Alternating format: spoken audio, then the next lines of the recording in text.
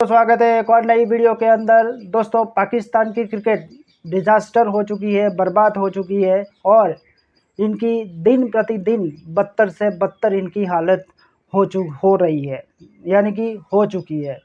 दोस्तों, इन सब के पीछे सिर्फ मौजूदा समय में जो लोग क्रिकेट खेल रहे हैं, जैसे कि बाबर आजम है, रिजवान है, शाहीन है, सिर्फ ये लोग जिम्मेदार नहीं है।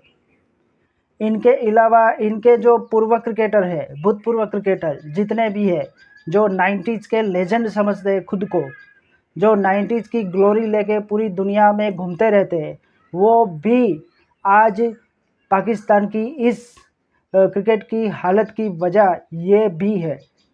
तो सबसे पहले बात करते हैं दोस्तों, इन सारे क्रिकेट एक्सपर्ट या सारे 90s के जो लेजेंड है, आज इनकी कपड़े में उतारने वाला हूँ। तो वीडियो पसंद आए तो वीडियो को लाइक कर दीजिएगा। चैनल पर न्यू आ रहा है, चैनल को सब्सक्राइब करके बेल वाला आइकन ज़रूर से दबाइएगा। सबसे पहले बात करते हैं दोस्तों राजा का बाजा, यानी जो हर वक्त बाजा बजाते रहता है, रमीज राजा, जिसका मैंने कोड नाम रखा है कि full time YouTuber part time cricket. ये यूट्यूब के ऊपर आके इतना सारा ज्ञान ये फैलता रहता है, पता नहीं कहाँ पे जाके ये इतना ज्ञान लेके आता है। जब देखो ये बस तू तै करता रहता है, बस इसके पास और कोई काम ही नहीं है। ना ये खुद को अच्छा क्रिकेटर साबित कर सका, ना ये खुद को अच्छा फील्डर साबित कर सका, ना ये खुद को अच्छा बैट्समैन साबित कर सका, ना ये खुद को अच्छा चेयरमैन साबित कर सका। सिर्फ एक चीज़ ऐसी है जिसमें ये नंबर 1 है, ये अच्छी खासी कमेंट्री कर लेता है। दोस्तों, रमीज राजा के बयान अगर आप देखेंगे, जब वो चेयरमैन था, सबसे बड़ा अगर पाकिस्तान की क्रिकेट की बर्बादी का अगर सबसे बड़ा मैं जो अगर शख्स मानता हूँ ना, तो उसमें 50% रमीज राजा का हाथ है। जो मौजूदा समय में पाकिस्तान की ये जो क्रिकेट की हालत हुई है ना, उसके अंदर 50% रमीज राजा का हाथ है। अब वो कैसे है वो सुनिए। 2021 के वर्ल्ड कप में रमीज राजा का एक बयान आया था, जब भारत T20 वर्ल्ड कप में पहली बार पाकिस्तान से हारा। उस टाइम रमीज राजा का एक बयान आया था कि हमने करोड़पति क्रिकेटरों को हरा दिया। उसके बाद उसका एक बयान आया था कि भारत पहले राउंड से बाहर निकल गया, हमने सेमीफाइनल खेला। उसके बाद 2022 के वर्ल्ड कप में ऑस्ट्रेलिया के अंदर इसका बयान आया था कि भारत सेमीफाइनल से चला गया, हमने फाइनल खेला। एशिया कप के अंदर T20 वाला जो दुबई में खेला गया था, वहाँ पे इसका बयान आया था कि भारत पहले राउंड से बाहर चला गया, हमने फाइनल खेला। उसके बाद अगर वहाँ पे विराट कोहली ने सेंचुरी बनाई थी अफगानिस्तान के सामने, तो ये कह रहा था कि विराट कोहली के 3-3 4-4 कैच छूटे, उसके बाद विराट ने सेंचुरी बनाई है। उसके बाद अगर हम देखते हैं तो फाइनल में जब पाकिस्तान श्रीलंका के सामने हारा, तो कोई भारत का कोई जर्नलिस्ट था या कोई ब्रॉडकास्टर था, पता नहीं, उसने जब इस मैच की पाकिस्तान क्यों ये मैच हारा, उसके जवाब में रमीज राजा ने, ये घमंडी रमीज राजा ने क्या बोला था पता है? कि तुम तो इंडिया से हो, हैं, तो तुम तो बहुत खुश हुए होंगे। इस घमंडी राजा का ये था, ये भी भूल गया था कि मैं इस समय पाकिस्तान का चेयरमैन हूँ। ये जब ऑस्ट्रेलिया के अंदर जब टीम हते जब लगातार मैचेस हार रही थी, तब ये कहीं पे नज़र नहीं आता था। जैसे जैसे करके दूसरों के कंधे के ऊपर पैर रख के जैसे ही टीम सेमीफाइनल फाइनल के लिए पहुंच गई, ये वहाँ पे पहुंच गया अपनी तू मैं करने के लिए। एक और अभी इसका एक और बयान था, मुझे याद नहीं आ रहा है, लेकिन एक और इसका अभी हाल ही में एक नया बयान आया है, और उस बयान को सुन के तो मेरा दिमाग चकरा गया। उस बयान के अंदर इसने क्या बोला था कि नासा प्रेफर कर रहा है रोनाल्डो को डाइट फूड के लिए, यानी कि अमेरिका की जो नासा की जो कंपनी है, वो रोनाल्डो को बता रही है कि तुम्हें डाइट फूड में क्या खाना चाहिए। अब मेरी बात ये समझ में नहीं आ रही है कि नासा का रोनाल्डो से क्या कनेक्शन है, रोनाल्डो से क्रिकेट का क्या कनेक्शन है, और क्रिकेट से पाकिस्तानी क्रिकेटरों का क्या कनेक्शन है, मतलब कि डाइट फूड के हवाले से। अजीब तरह की ये हरकतें इसकी चलती रहती है। कभी वो कुछ भी बोलने लगता है। अगर भारत के सामने अगर ये कुछ बोलने लगा, मतलब अगर किसी भी जगह पे कोई टीवी के ऊपर अगर ये बात कर रहा है, तो अगर इंडिया के सामने अगर इसको बोलना है तो ये ऐसे बोलेगा जैसे, मतलब कि दोस्तों रमीज राजा को देख के ना मुझे सिर्फ एक ही बात याद आती है कि अगर मौजूदा समय में अगर आइंस्टाइन जिंदा होता ना, तो इसकी बातें सुन के वो वहीं पे मर जाता, क्योंकि इसकी बातों में ना सेंस होती है, ना लॉजिक होता है, कुछ नहीं होता है। बस एक बार बोल दिया, बाद में जब किसी ने कुछ याद दिलवा दिया तो फिर ये बोल, नहीं नहीं नहीं मैंने तो नहीं बोला था, मगर टॉपिक ट्रांसफर करना। तो ये इसका असल काम है। बाबर ही क्रिकेट है, क्रिकेट ही बाबर है। बाबर के 100 रन देखना नहीं चाहते हैं। बाबर को मैं बहुत बार मिला हूँ, बाबर को मैंने बहुत समझाया, लेकिन वो मानता नहीं है, ये नहीं है वो, बस इसकी यही टू टू टू टू टू इसकी चालू रहती है। तो यही इसका मसला रहता है, मुझे तो यही समझ में आ रहा है। 50% इसकी बातें और इसके बयान जो है ना, वो यही बयां कर रहे हैं कि 50% पाकिस्तान क्रिकेट की बर्बादी के पीछे का जो हाथ है ना, वो रमीज राजा का है। दूसरा नाम है आलू भाई, यानी कि इंजमाम उल हक, जो फुल टाइम मौलाना और पार्ट टाइम क्रिकेट। कभी ब्रायन लारा को कन्वर्ट कर लिया, कभी हरभजन के हवाले से कुछ भी बोल दिया, कभी अर्शदीप सिंह को बॉल टेम्परिंग के बारे में बोल दिया। अगर किसी ने अगर गलती से आलू बोल दिया तो बैट लेके उसको वहीं पे ग्राउंड में जाके उसको मारने लग गया। इसके ऊपर केस भी चला था उस टाइम। हाँ, ये इसकी नफ़रत है। देखो, इंजमाम उल हक एक बहुत ही अच्छा बैट्समैन था, और उसका एक वीरेंद्र सहवाग का एक बयान भी था कि हमारे ज़माने में, यानी कि 90s के टाइम में, इंजमाम उल हक से एशिया में इंजमाम उल हक से बड़ा मिडल ऑर्डर बल्लेबाज कोई नहीं था। लेकिन इसके बावजूद अभी हाल ही में 2023 में जब टीम इंडिया आई थी, पाकिस्तान आई थी जब भारत में वर्ल्ड कप खेलने के लिए, उस टाइम ये कोच बन के आया था। उस टाइम ये आधे आधे आधे वर्ल्ड कप में से इसने रिज़ाइन कर दिया था। जब मीडिया ने इसके बारे में पूछा तो इसने जवाब ही नहीं दिया। मतलब यही कहानी है इंजमाम उल हक की। बाद में ये मोहम्मद अर्शदीप सिंह को फिर मोहम्मद शमी जैसा आके नमूना या कार्टून अगर बोल देता है तो भैया ये तो है। एक और नाम है दोस्तों, बासित अली। ये फुल टाइम लेक्चर देता है, पार्ट टाइम क्रिकेट की बातें करता है। अच्छा, इसका यूट्यूब के ऊपर अगर देखो, अगर आपने इसकी चैनल को अगर ध्यान से देखा होगा ना, बासित अली की, तो इसके थंबनेल में और टाइटल में जितनी बातें लिखी होती है उतनी बातें उसके वीडियो में भी नहीं होती है। अगर आपने वीडियो गलती से प्ले करके देख लिया तो बासित अली जो थंबनेल के ऊपर लिखता है, जो टाइटल में लिखता है, उससे उतनी बातें उसकी वीडियो में भी नहीं होती है जितनी बातें वो थंबनेल और टाइटल पे लिख देता है। कभी कहता है मोहम्मद शमी को मुंह तोड़ जवाब, कभी कहता है उसको जवाब, कभी कहता है उसको जवाब, लेकिन डोमेस्टिक क्रिकेट के हवाले से अगर पूछोगे तो कुछ नहीं है। डोमेस्टिक क्रिकेट के हवाले से पूछोगे तो कोई नहीं है। बाबर आजम को डिफेंड करना हो, बाबर आजम को 1 घंटे में मैं बैटिंग सिखा दूंगा, ये कर दूंगा। अच्छा, अगर क्रिकेट की कारकर्दगी अगर आप देखेंगे तो सिर्फ 25 या 30 मैचेस इसने खेले हैं, ओडीआई और टेस्ट को मिला के। इसके अलावा इसका पास कोई, और ये खुद को इतना तुर्रम खान समझ रहा है। मोहम्मद शमी को ट्रोल कर दिया, कभी उनके पाकिस्तान के क्रिकेटर आमिर जमाल को ट्रोल कर लिया। यही बात इसकी बातें रहती है। एक और नाम है वसीम अकरम। वसीम अकरम को दोस्तों भारत के अंदर सबसे ज़्यादा पसंद किया जाता था, क्योंकि उनकी पर्सनालिटी, उनको स्विंग का सुल्तान कहा जाता है। बहुत ही कमाल की बॉलिंग करते थे। लेकिन वसीम अकरम की एक बात जो आज पूरे भारत को पता चल गई है, और भारत के सभी क्रिकेट फैंस ने मान लिया कि भैया ये भी घंटे का ही लेजेंड है। वसीम अकरम ने एक बहुत बड़ा ब्लंडर मारा था। उसने एक बार बोला था कि बाबर आजम को आउट करना मुश्किल ही नहीं, नामुमकिन है। और क्यों? क्योंकि बाबर आजम की जो टेक्निक है वो सचिन तेंदुलकर से एकदम मिलती जुलती है। मतलब कि ये सचिन की तरह खेलता है, मतलब inside out, upper cut, sweep shot, ये सारे शॉट है इसके पास। अभी सुनने में आया कि अभी किसी काउंट्री क्रिकेट खेल रहा था, वहाँ पर किसी स्पिनर ने ये स्वीप मारते हुए आउट हो गया।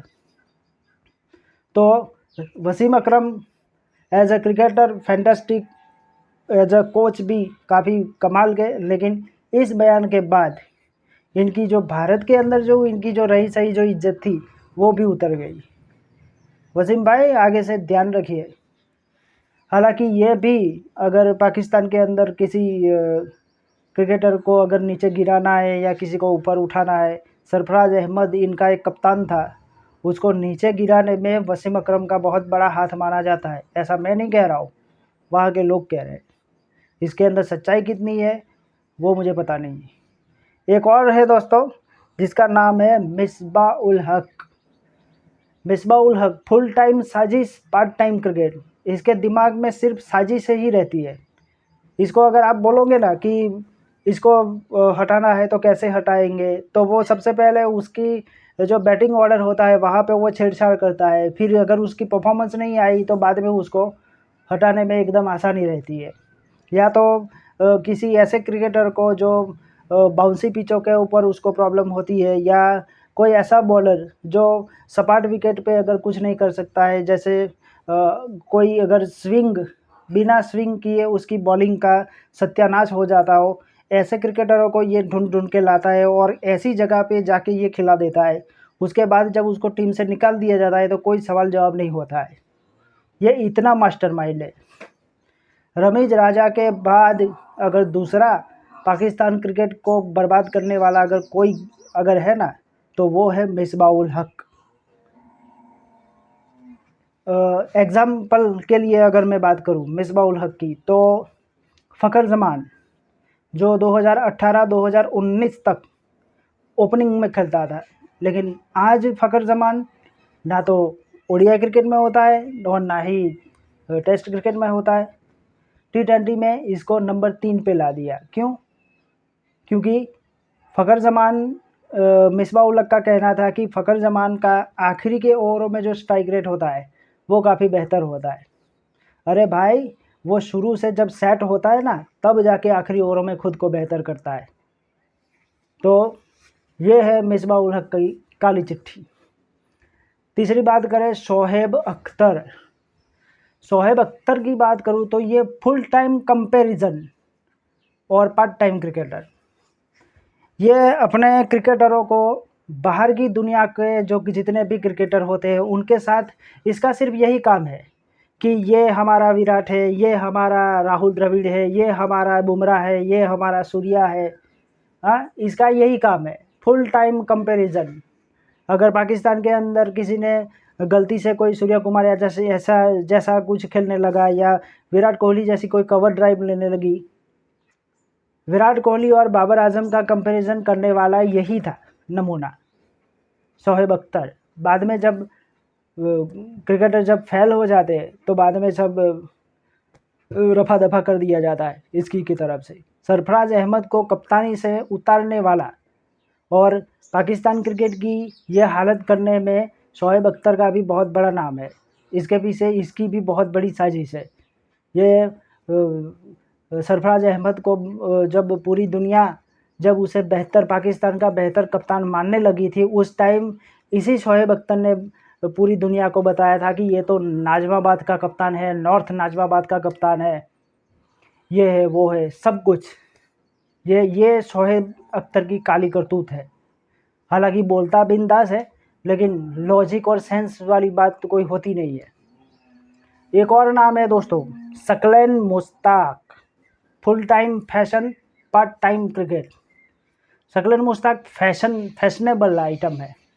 अगर कहीं पे फैशन शो हो रहा है, हेयर स्टाइल बनवानी है, कपड़े पहनाने हैं, तो सकलैन मुश्ताक एक रोल मॉडल की तरह काम करता है।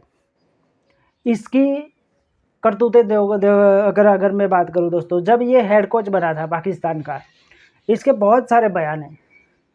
वो कुदरत का निज़म वाला नहीं, इसके अलावा एक बहुत ही फेमस बयान है। अगर आप नोट करेंगे तो मेरे ख्याल से करीब एशिया कप का फाइनल ही था, उस टाइम उसने जब प्रेस कॉन्फ्रेंस में आया तब आके ये सबसे पहले इसने क्या कन्वर्ट कर लिया कि अस्सलाम वालेकुम, यहाँ सब मुसलमान है, यहाँ सब हम सब भाई भाई है, कोई हमसे सवाल पूछना नहीं चाहता है, लेकिन क्या करें, क्रिकेट की बात हो रही है तो बात करनी चाहिए, ये है वो है। सबसे पहले इसने यही कन्वर्ट कर लिया। तो जितने भी मुस्लिम जो पाकिस्तान के या कहीं और से जितने भी लोग थे, वो सारे के सारे लोग इस्लाम को लेके बैठ गए। फिर बाद में शकलन मुश्ताक से सवाल जवाब ही नहीं किया। इंग्लैंड के सामने हारने के बाद उसका एक बयान आया था, कभी दिन है, कभी रात है, कभी सुबह है, कभी शाम है, कभी ऊपर है, कभी नीचे है, कभी आगे है, कभी पीछे है, हैं? ये तो कुदरत का निज़ाम है। और उसी कुदरत का निज़ाम का उसी बयान पे आज पाकिस्तान के बहुत सारे यूट्यूबर इसको कुदरत का निज़ाम भी बता रहे हैं। शकलन मुश्ताक ने ये नाम दिया है पाकिस्तान क्रिकेट को, कुदरत का निज़ाम। अक्ल नाम की कोई चीज़ नहीं है। अपने आप को इतना लेग स्पिनर बॉलर मानता है। भारत का अजय जाडेजा, पुराना क्रिकेटर, वो कह रहा था कि मुझे शकलन मुश्ताक के सामने खेलने में थोड़ी तकलीफ़ हो रही थी। अरे जडेजा, ज़रा सोच समझ के बोलना भाई, इसकी करतूतें कुछ ऐसी है। अब दोस्तों, इनके अलावा अभी वकार यूनुस, ये फुल टाइम पीसीबी, ये पीसीबी के साथ इसकी ये इतना मिलता जुलता है पीसीबी से। अभी हाल ही में ये एडवाइज़र है या पता नहीं क्या है, इससे पहले ये कोच भी रह चुका है, कप्तान भी रह चुका है। वकार यूनुस को अगर किसी पाकिस्तानी क्रिकेटर ने अगर कुछ रन बना के अगर वहाँ पे अगर वो नमाज़ पढ़ने लगता है तो वकार यूनुस को बहुत अच्छा लगता है। ये कंट्रोवर्सी मेरी समझ में नहीं आ रही है दोस्तों कि पाकिस्तान की क्रिकेट इतनी बदतर क्यों हो रही है। दरअसल 90s की जो ग्लोरी लेके ये जितने भी क्रिकेटर ये खेल रहे हैं या जितने भी क्रिकेटर अभी पाकिस्तान क्रिकेट के साथ जुड़े हुए हैं, ये लोग नहीं चाहते कि हमारी 90s की जो ग्लोरी है उसके ऊपर कुछ डैमेज पड़े, हमसे बेहतर कोई क्रिकेटर आए, हमसे बेहतर कोई पाकिस्तान क्रिकेट के लिए कुछ करे, ये लोग चाहते ही नहीं है। सरफराज अहमद पाकिस्तान की टीम को बनाने में लगा हुआ था, उसने टीम बनाई भी थी, चैंपियन ट्रॉफी भी जीती। इन सारे क्रिकेटर जो जितने भी मैंने आपको गिन के दिखाए, ये सारे के सारे सरफराज अहमद के खिलाफ आ गए कि ये साला हमसे बड़ा हो जाएगा, हमसे बड़ा नाम हो जाएगा, हैं? उसकी टांग खींच के इतनी साजिशें बना के उसको ऐसा ज़मीन पे पटका कि सरफराज अहमद अब कप्तान तो क्या पाकिस्तान की प्लेइंग 11 में भी नज़र नहीं आ रहा है। मोहम्मद यूसुफ का बयान अगर आप सुनोगे ना तो आपके होश उड़ जाएंगे। मोहम्मद यूसुफ का बयान आया था, न्यूजीलैंड के दौरे पर थी पाकिस्तान की टीम। उस टाइम मोहम्मद यूसुफ ने बोला था कि उन्होंने बैटिंग की तब धूप थी, हमने बैटिंग की तब छाँव थी। अबे इसमें क्रिकेट की सेंस कहाँ है? हाँ, मोहम्मद यूसुफ जब 3-0 से इंग्लैंड वाइट वॉश जब किया था तो उस टाइम शकलन मुश्ताक के साथ मिलके इसी मोहम्मद यूसुफ ने बताया था कि अगर आप सेशन बाय सेशन रिकॉर्ड करेंगे तो हम तो जीते हुए थे। अबे 3-0 से हारने के बाद कौन सा सेशन बाय सेशन रिकॉर्ड करना है? दोस्तों, इन सारे 90s के क्रिकेट के अलावा तनवीर अहमद, फिर अहमद शहजाद, उमर कामरान अकमल, शोएब मलिक, ये जितने भी क्रिकेटर हैं, ये सारे के सारे क्रिकेटर जिम्मेदार है पाकिस्तान की इस मौजूदा समय की जो क्रिकेट की हालत है उसके पीछे। उम्मीद है आप लोगों को कुछ समझ में आया होगा। अगर वीडियो पसंद आया है तो वीडियो को लाइक कर दीजिएगा। चैनल पर न्यू आ रहे हैं तो चैनल को सब्सक्राइब ज़रूर कीजिएगा। मिलता हूँ मैं आपको अगली वीडियो में, तब तक के लिए आप अपना ख्याल रखिए। Bye bye.